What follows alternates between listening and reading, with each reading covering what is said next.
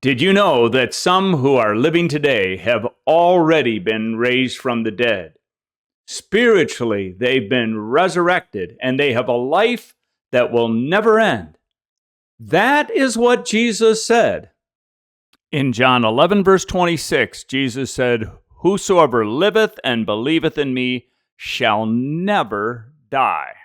What life was Jesus talking about? In the context, Lazarus, a friend of Jesus, had died. He was a believer. He believed in Jesus Christ, and yet he died.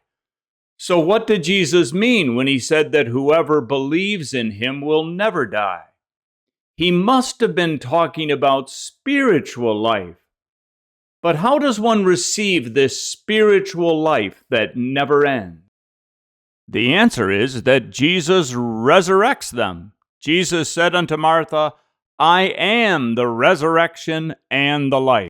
By referring to himself as the resurrection and the life, Jesus is saying that he's the one who brings about the beginning of our life, and he is the one who causes us to continue to live. Jesus said, "Because I live, ye will live." That's what he says to his people. But could you have believed before you were raised from the dead? And the answer to the question is no.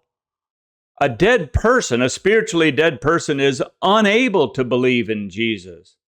If someone believes in Jesus, that's because first, God raised that person spiritually from the dead and worked within them so that they believed in Jesus.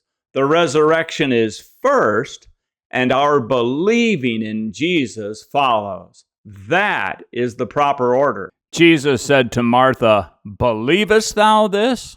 Martha confessed that she believed in Jesus. Do you believe in Jesus?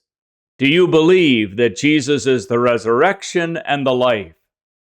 That we by nature are dead, unable to believe, and Jesus raises his people from the dead.